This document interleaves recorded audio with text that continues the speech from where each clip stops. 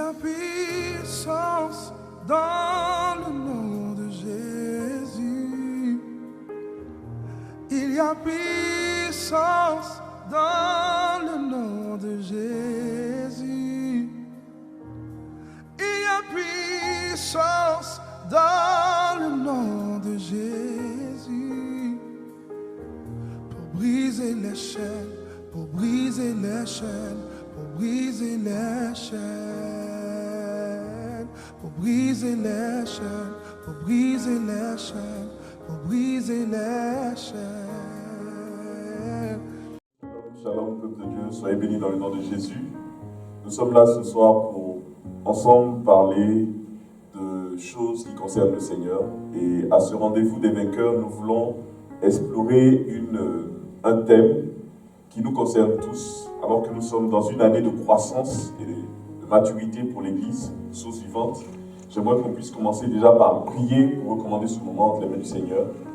Éternel, mon Dieu, mon roi, nous voulons t'inviter ce soir à prendre la place que tu as toujours prise, la première place. Viens et touche le cœur de chaque personne. Permets que ce moment soit un moment où nous te rencontrons, un moment où nous te voyons te déployer de manière visible, de manière puissante, de manière forte dans nos vies. Nous avons besoin de toi encore comme un conseiller, comme un directeur, comme un père, comme un pourvoyeur, comme un fortificateur, quelqu'un qui vient nous amener autre chose que ce que nous avons connu jusqu'à présent. Nous voulons être réconciliés avec toi ce soir. C'est dans le nom de Jésus-Christ que nous avons prié et nous te disons Amen. Soyez bénis. Nous voulons aborder un sujet qui est très important et cette pensée-là, c'est une bonne action. Vous voyez, dans la vie de Jésus-Christ, il a été constamment tourné vers les autres. Il est venu sur la terre, il a passé son temps à aider les malades, les pauvres, à aider ceux qui étaient dans le besoin. Il a cherché à savoir comment il pouvait faire des choses pour eux. Et ces hommes, ces femmes ont rendu un témoignage que Christ vraiment était un homme de cœur.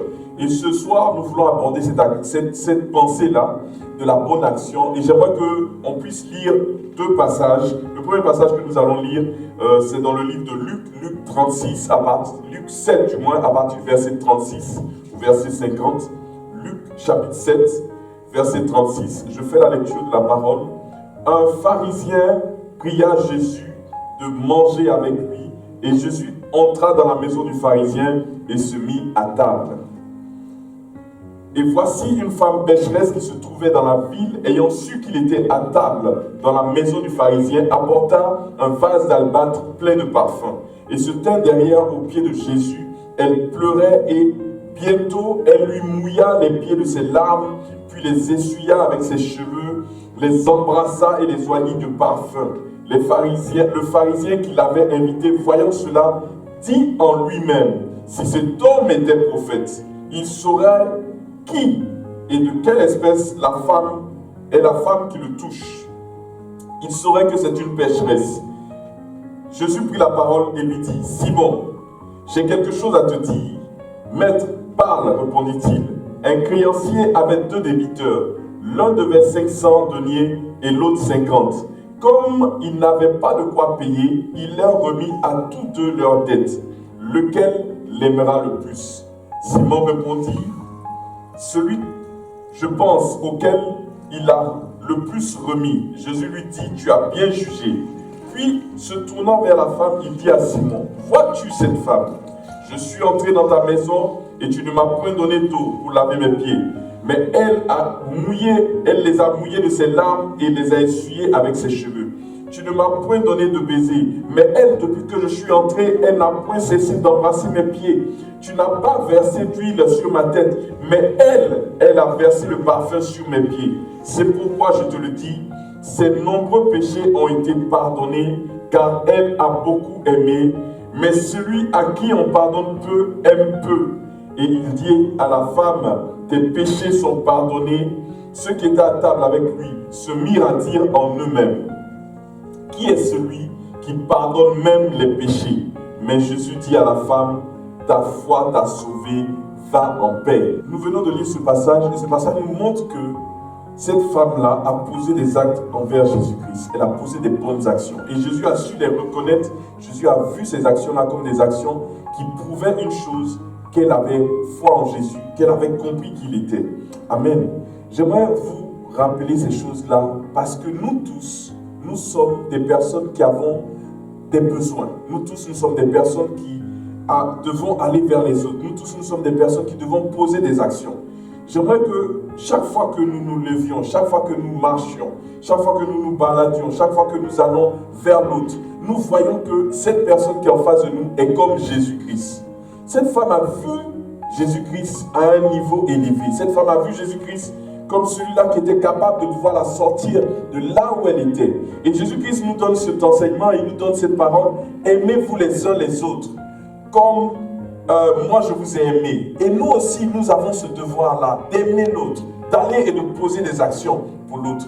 Vous savez, il y a une histoire qu'on m'a racontée de deux personnes, deux jeunes filles, une qui était en très bonne santé et l'autre qui était fatiguée, qui était dans un fauteuil roulant et qui ne pouvait pas se déplacer, qui était bloquée. Et elle avait pour amie cette deuxième-là qui était en bonne santé.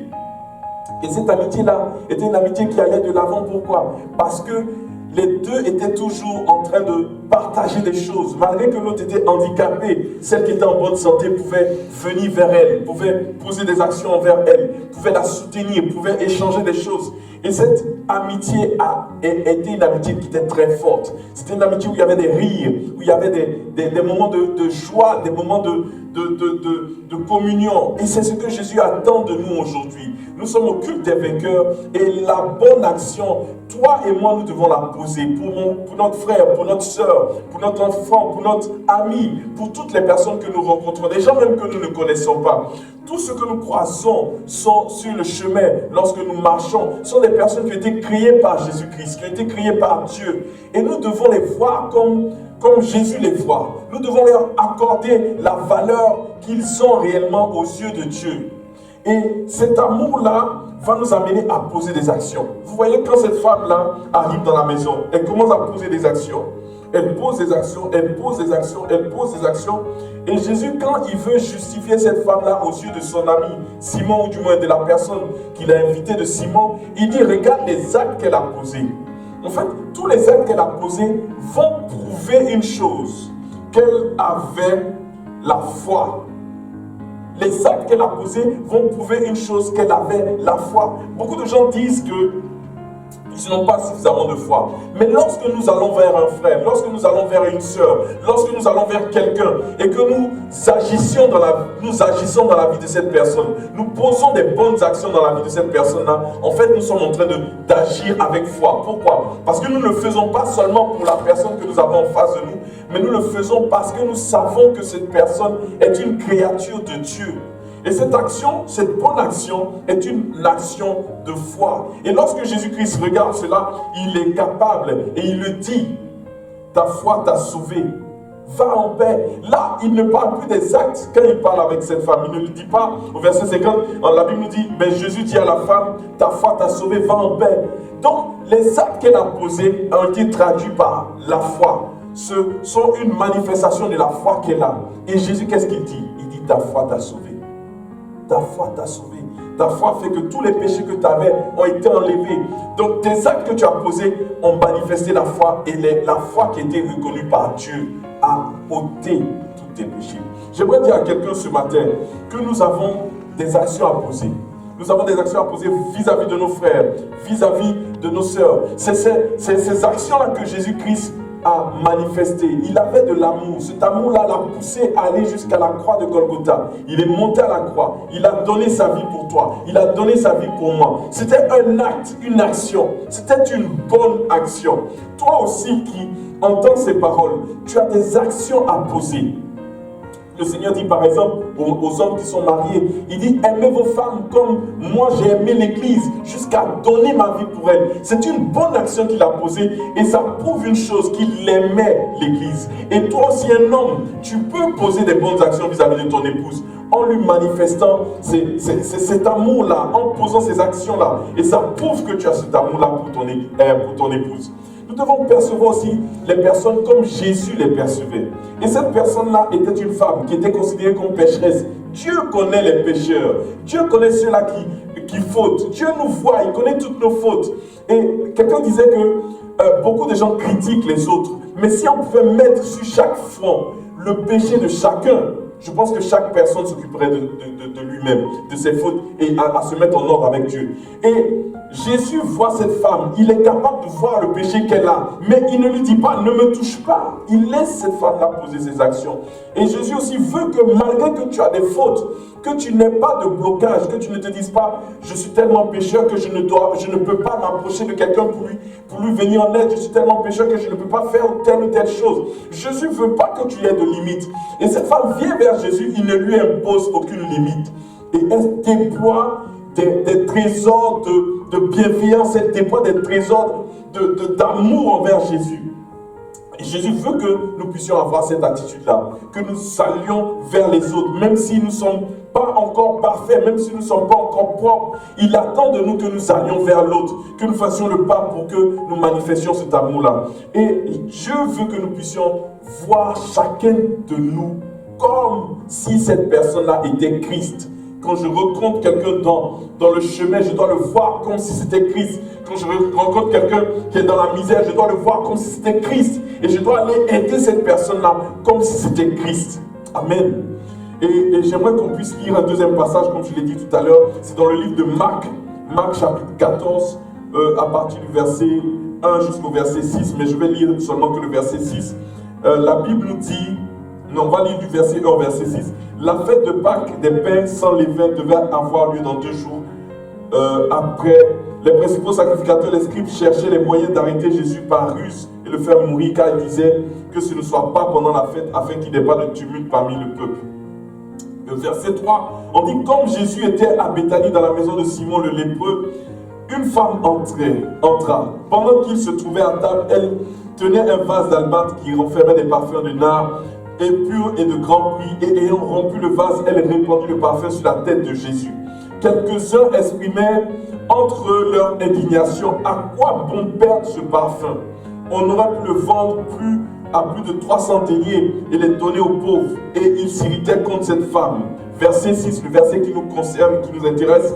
La Bible nous dit, mais Jésus dit, laissez-la, pourquoi lui faites-vous de la peine? Elle a fait une bonne action à mon égard. Alléluia. Le Seigneur est sensible aux bonnes actions que nous posons à son égard. Et là, il y a même un passage qui dit que lorsque j'avais faim, vous m'avez donné à manger. Lorsque j'étais en prison, vous m'avez visité. Lorsque j'étais malade, vous êtes venu me voir. Lorsque j'avais soif, vous m'avez donné à boire. Lorsque j'avais faim, vous m'avez donné à manger. Et les gens ont demandé à Jésus, mais à quel moment c'est arrivé? Il dit, mais chaque fois que tu l'as posé pour une personne, c'est à moi que tu as fait ce bien-là. Et aujourd'hui, ce que le Seigneur veut que tu comprennes, c'est que nous devons traiter chaque personne que nous avons en face de nous comme Jésus-Christ, comme si c'était le Seigneur qui était là. Nous devons les voir en eux, le Seigneur Jésus-Christ. Nous devons comprendre que nous devons les mettre sur le même pied d'égalité que notre Seigneur Jésus-Christ. Parce que c'est ce qu'il attend de nous. Il attend de nous que nous puissions poser des actions. Ces actions-là doivent produire quelque chose de fort dans la vie de ces hommes, de ces femmes que nous rencontrons. Tous ceux que nous croisons sur notre chemin ont été créés par Dieu. Toi qui m'écoutes aujourd'hui, tu as été créé par Dieu. Toi qui m'écoutes aujourd'hui, j'ai été créé par Dieu. Et nous devons manifester les uns pour les autres cet amour. Donc ces femmes qui sont venues vers Jésus-Christ, qui ont manifesté cet amour-là, nous devons le faire aussi pour nos frères. Ne pas avoir peur d'aller vers eux parce que nous avons des problèmes, nous avons des situations compliquées. Non, allons vers l'autre et posons des actions dans la vie de ses frères et de ses sœurs. Parce que le Seigneur voit ces actions-là comme des preuves de foi. Lorsque je bénis la vie de mon frère, lorsque j'aide mon frère, lorsque j'aide ma sœur, je prouve que j'ai la foi. Je prouve que j'ai la foi en Dieu. Je prouve que j'ai confiance. Je prouve que je reconnais mon frère ou ma sœur comme la créature de Dieu. Et c'est ce que Dieu attend de nous. Et ce soir, nous voulions parler de cela. Une bonne action. Tu peux poser une bonne action. Ce n'est pas trop tard. Tu peux poser une bonne action. Et cette femme-là a eu tous ses péchés qui ont été effacées parce qu'elle avait posé ces actions-là. Amen. Et alors que cette autre femme a posé encore une autre action, et les hommes étaient en train de se plaindre et tout, le Seigneur dit, taisez-vous, laissez-la, ne l'embêtez pas, parce que ce qu'elle a fait, c'est pour moi qu'elle a fait. Et je crois que tous les jours où tu vas poser des bonnes actions envers un frère, une sœur, ça sera à l'égard de Christ que tu le feras. Voilà ce que le Seigneur avait voulu que je puisse partager avec toi comme pensée, la pensée de la bonne action. J'aimerais qu'on puisse élever la voix et qu'on prie maintenant ce soir. J'aimerais que ces paroles que tu as entendues puissent toucher ton cœur et te faire revenir à la bonne manière de vivre. Donc les passages que nous avons lus sont dans le livre de Luc, Luc 7, verset 36 à verset 50, et Marc 14, verset 1 à 6, mais surtout le verset 6. J'aimerais qu'on puisse élever la voix et que l'on prie. Éternel mon Dieu, mon roi, nous voulons te rendre toute la gloire, tout l'honneur, toute la magnificence, car tu es un Dieu fidèle. Tu ne changes pas. Ce soir, nous venons encore vers toi et tu nous as donné cette nourriture. Tu nous as demandé d'aller, de sortir de là où nous sommes et d'aller vers les autres, de poser des bonnes actions, d'aller vers les autres, de ne pas se mettre de limitations, d'aller vers les autres malgré nos imperfections, d'aller vers les autres et de manifester un amour, le même amour que nous te témoignons. Nous ne pouvons pas te dire tous les jours nous t'aimons et voir notre frère qui est dans la souffrance que nous n'aidons pas. Alors nous voulons aller vers nos frères, nos sœurs et manifester cet amour-là, qui sont des actes de foi. Et je crois, Seigneur Tout-Puissant, que tu ne laisseras pas ceux-là qui vont poser ces actions-là comme ils sont venus, Seigneur Tout-Puissant. Mais tu feras une transformation dedans d'eux. Ce soir, nous voulons te prier afin que tu manifestes toute ta gloire. Et c'est dans le nom de Jésus-Christ que nous faisons cette prière et nous disons Amen.